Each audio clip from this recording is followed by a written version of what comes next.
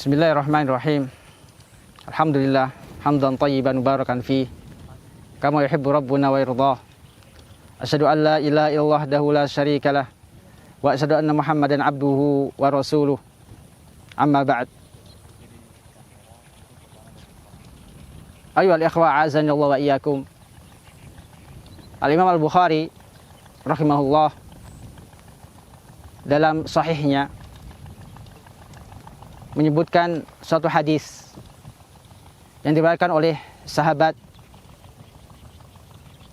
Malik ibn Huwairits. Beliau radhiyallahu taala anhu berkata, "Ataina an-nabiyya sallallahu alaihi wasallam." Kami suatu saat mendatangi Nabi SAW.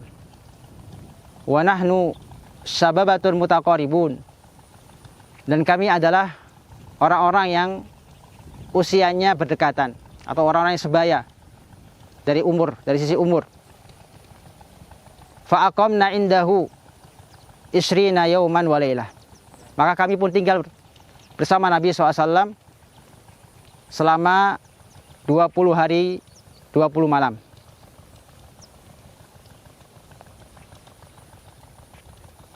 Fakana Nabi SAW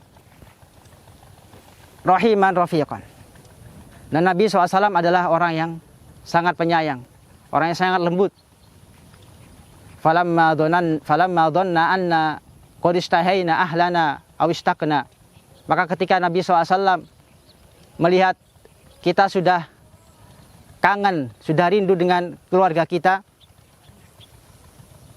beliau pun menanyakan,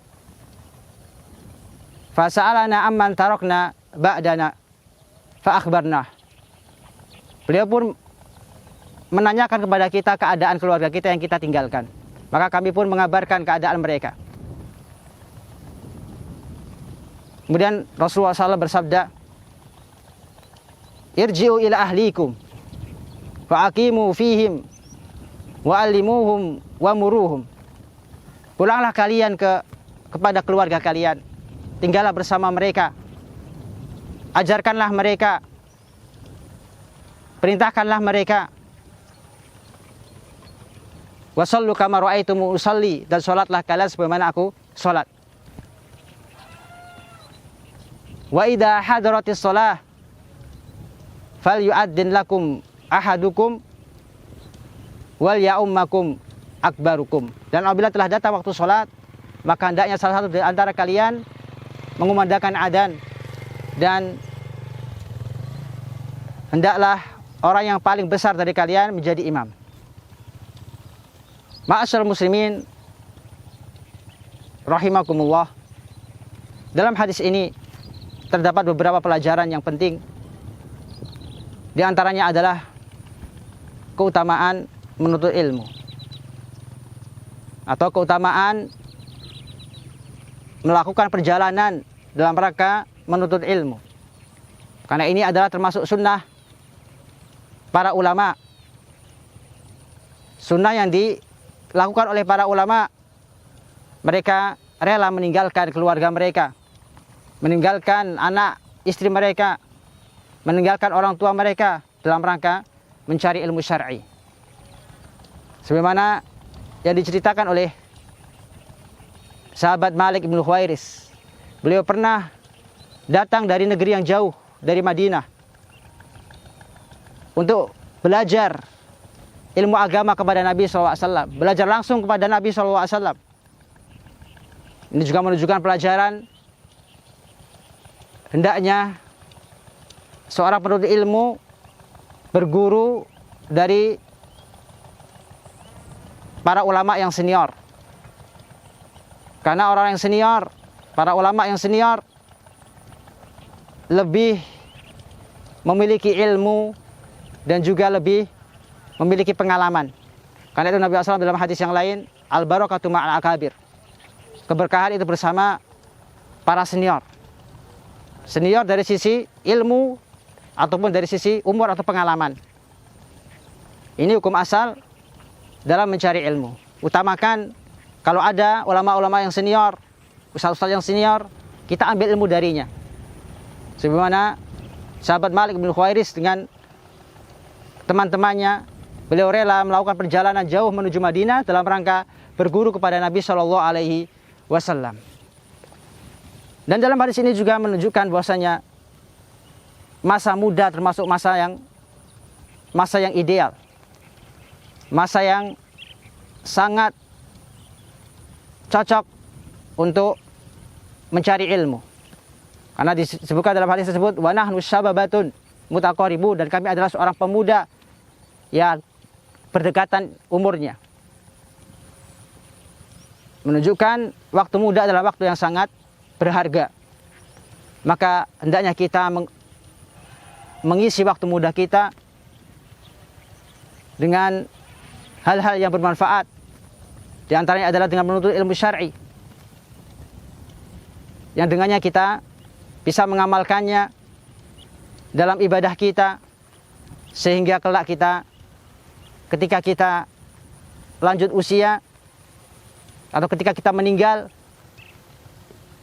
kita dapat merasakan pahala, mendapatkan pahala jariah dari ilmu yang kita kerjakan atau ilmu yang kita amalkan. Ayyuhal ikhwa azanallahu wa iyyakum. Dalam hadis ini pula terdapat pelajaran bahwasanya seorang guru atau seorang pendidik hendaknya senantiasa perhatian dengan murid-muridnya. Karena hal itu bisa jadi menjadi penyemangat, menjadi sesuatu yang dapat memudahkan mereka mendapatkan ilmu atau memahami ilmu, dan juga tentunya menyebabkan mereka mencintai para pendidiknya atau mendatangkan kecintaan kepada pendidiknya. Karena seorang guru bukan hanya mentransfer ilmu, bukan hanya menyampaikan ilmu, tapi juga mengajarkan murid-muridnya adab, akhlak, dan yang lainnya yang bermanfaat untuk dirinya. Di antara pelajaran yang lain dari hadis yang mulia ini, seorang penuntut ilmu hendaknya tinggal berdekatan dengan orang yang alim atau ustadznya atau syekhnya, sehingga dia tidak hanya mengambil manfaat dari ilmunya, dia juga bisa mengambil manfaat dari akhlaknya, muamalahnya dengan orang lain, adabnya, tutur katanya. Karena itu sahabat Malik bin Khuwairis dengan sahabatnya tinggal selama 20 hari bersama Rasulullah SAW, di dekat Rasulullah SAW. Di antara pelajaran yang lain yang bisa kita ambil dari hadis yang mulia ini, bahwa hadis yang mulia ini menunjukkan anjuran kepada kita semua, khususnya para penuntut ilmu, hendaknya mengajarkan ilmu. Dan yang pertama kali yang berhak kita ajari adalah keluarga kita. Karena itu Allah Subhanahu wa taala menyuruh kita untuk menjaga diri kita dari api neraka dan juga keluarga kita dari api neraka. Allah Subhanahu wa taala berfirman, "Qu anfusakum wa ahlikum nar." Maka di antara bentuk penjagaan kita untuk keluarga kita, kita ajari mereka ilmu agama, agar mereka mengetahui mana yang halal, mana yang haram, mana yang tauhid, mana yang syirik, mana yang sunnah dan mana yang bid'ah, mana yang taatan, mana yang bid'ah, mana yang kemaksiatan. Dan di antara pelajaran yang bisa kita ambil dari hadis yang mulia ini, bahwasanya ilmu tidak hanya disampaikan dengan lisan, tapi juga dipraktekkan dengan amal. Di mana Nabi SAW bersabda dalam hadis yang kita sebutkan, "Shallu kama ra'aitumuni usolli." Nabi SAW menyuruh mereka untuk sholat sebagaimana Nabi SAW sholat. Menunjukkan apa? Nabi SAW bukan hanya mengajarkan secara teori bagaimana cara sholat, tapi beliau mempraktekkan cara sholat. Dan di antara pelajaran yang mulia dari hadis yang mulia ini, bahwa hadis yang mulia ini menunjukkan begitu besarnya manfaat ilmu. Bahkan ketika orang dalam keadaan safar dan ingin melakukan sholat, maka yang menjadi imam adalah orang yang senior, orang yang paling besar, maksudnya adalah orang yang berilmu, yang lebih banyak hafalannya,